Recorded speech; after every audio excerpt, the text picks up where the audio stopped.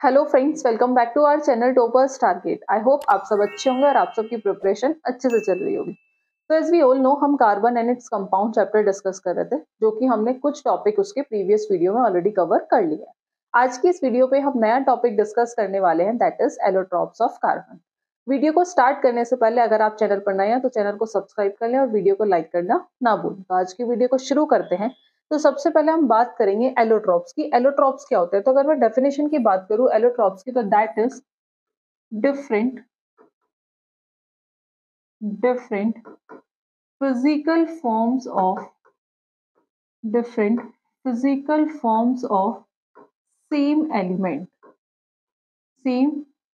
Element that is known as allotropes. Carbon के 3 allotropes होते हैं।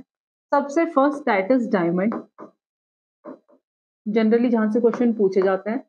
Second is graphite and third one is fullerene. अब ये तीनों जो एलोट्रॉप्स हैं कार्बन के, इनके अंदर क्या प्रेजेंट होता है?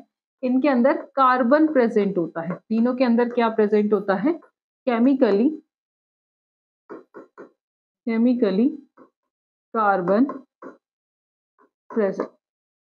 सो we can say that, so chemically क्या होते हैं, इनकी जो प्रॉपर्टीज होती है वो सेम होती है, बट फिजिकल प्रॉपर्टीज क्या होती है? डिफरेंट होती है। फिजिकल प्रॉपर्टीज की जो हम बात कर रहे हैं, जो अलग अलग फिजिकल फॉर्म्स की बात कर रहे हैं, वो क्या है? जैसे मेल्टिंग पॉइंट हो गया, बॉइलिंग पॉइंट हो गया, या सॉल्युबिलिटी एटसेट्रा। ये क्या है? फिजिकल प्रॉपर्टीज है। और इनकी फिजिकल प्रॉपर्टीज क्या होती है? डिफरेंट होती है, बट केमिकल प्रॉपर्टीज क्या है? सेम है। इन्हें हम क्या कहते हैं? That is also known as allotropes. So the various physical forms in which an element can exist, इनकी जो फिजिकल फॉर्म्स है तीनों की, वो क्या है? डिफरेंट है, और उन्हें ही हम क्या कहते हैं? That is known as allotropes of that elements. Carbon के 3 एलोट्रॉप्स होते हैं, डायमंड, ग्रेफाइट और बकमिंस्टर फ्यूलरीन। अब एक एक करके हम डिस्कस करेंगे। तो जो सबसे पहले हम डिस्कस करने वाले हैं दैट इज डायमंड। अब जो डायमंड है, as we all know, that is the hardest substance.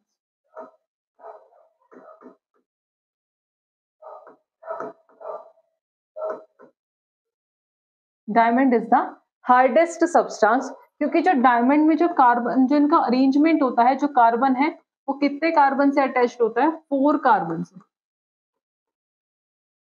जिस वजह से ये जो इसका अरेंजमेंट होता है वो कैसा होता है? 3 डायमेंशनल होता है, जैसा कि आपको डायग्राम्स में भी दिख रहा होगा। और जिस वजह से ये कैसा होता है? That is hardest substance. अब क्या होता है, इसके अंदर कोई फ्री इलेक्ट्रॉन्स प्रेजेंट नहीं होते। जब इसके अंदर कोई फ्री इलेक्ट्रॉन प्रेजेंट नहीं है, तो that is the bad conductor of heat and electricity. Bad conductor of heat and electricity, क्योंकि इसके अंदर कोई फ्री इलेक्ट्रॉन प्रेजेंट नहीं होते।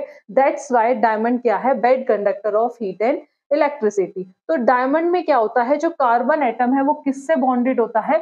Bonded to 4 other carbon atom. और क्या फॉर्म करता है? एक 3 डायमेंशनल स्ट्रक्चर फॉर्म करता है। Form a 3 dimensional structure.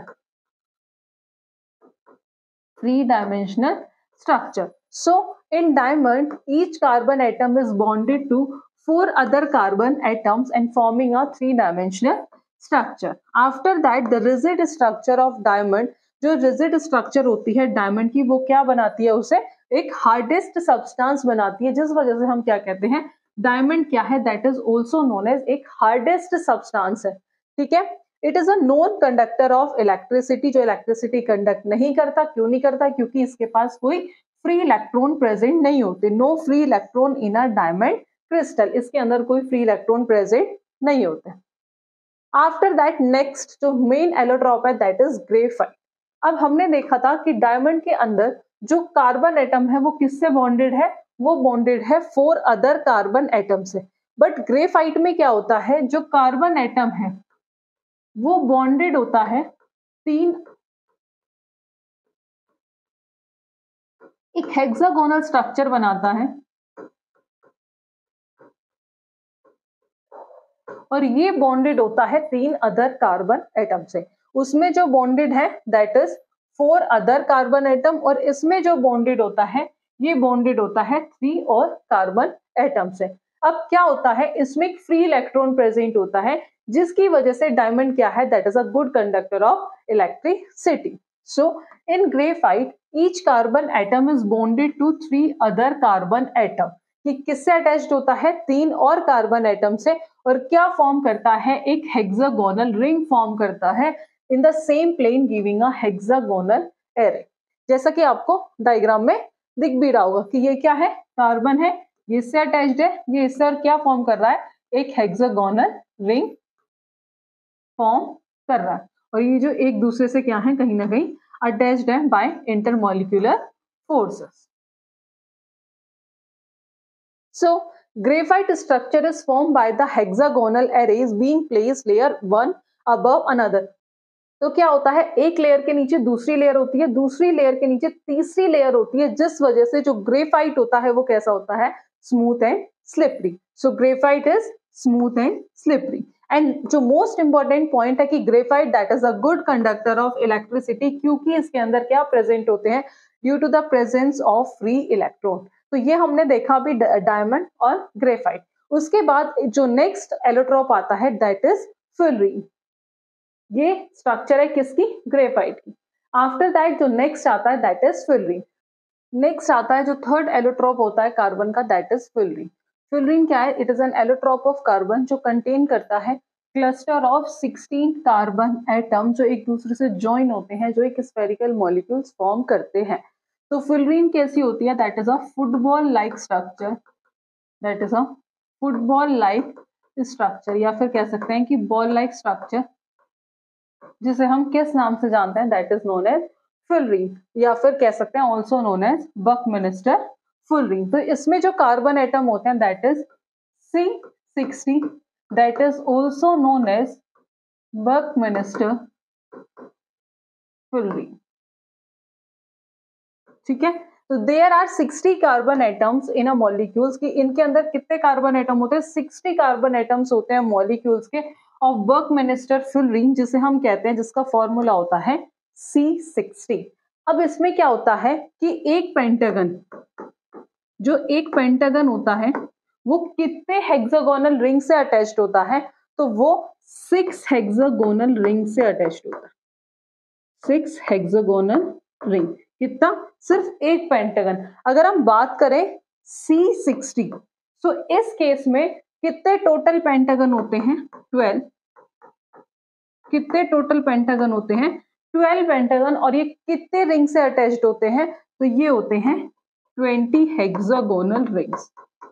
20 hexagonal ring. ये अभी हम डायग्राम्स के थ्रू देखेंगे. The allotrop was named Buckminster Fullerene after the American architect Buckminster Fullerene. जो इस एलोट्रॉप का जो नाम पड़ा वो क्या पड़ा, बुकमिनिस्टर फुलरीन, वो कब हुआ, जब एक अमेरिकन आर्किटेक्ट थे जिनका नाम था बकमिनिस्टर फुलरीन, उन्होंने क्या किया था, उन्होंने एक फुटबॉल लाइक स्ट्रक्चर बनाई थी, उनके नाम पे ही इस फुलरीन का नाम क्या पड़ा, दैट इज बकमिनिस्टर फुलरीन. सो इसमें क्या है, ये एक पेंटागन है, और ये पेंटागन जो है, एक पेंटागन कितने हेक्सागोनल रिंग से अटैच्ड है, 6. कितने हेक्सागोनल रिंग से अटैच्ड है, ये अटैच्ड है 6 हेक्सागोनल रिंग से. तो जनरली जो क्वेश्चन पूछे जाएंगे वो यहीं से पूछे जाएंगे. और जो उसकी स्ट्रक्चर होती है वो कैसी होती है, that is a football like structure. तो ये थे तीनों एलोट्रॉप्स ऑफ कार्बन जो हमने इस वीडियो में डिस्कस किए हैं. तो जनरली इस वीडियो का जो मेजर पोर्शन है वो हम कंप्लीट कर चुके हैं, या फिर कह सकते हैं कि इंट्रोडक्टरी जो क्लास थी वो हम कंप्लीट कर चुके हैं. आफ्टर दैट जो मेन पार्ट स्टार्ट होता है दैट इज हाइड्रोकार्बन, जो अपने आप में एक बड़ा पोर्शन है और जहां से जनरली क्वेश्चन देखने को मिलते हैं. तो नेक्स्ट वीडियो में हम स्टार्ट करेंगे हाइड्रोकार्बन की single bond, double bond, unsaturated compound या फिर सैचुरेटेड कंपाउंड्स क्या होते हैं, एल्केन, एल्कीन, एल्काइंस को हम इन डिटेल स्टडी करेंगे कि आपको फर्दर उस टॉपिक को अलग से पढ़ने की नीड ना हो. तो नेक्स्ट वीडियो में मिलते हैं हम नए टॉपिक के साथ. आज की वीडियो में इतना ही. Thank you for watching this video.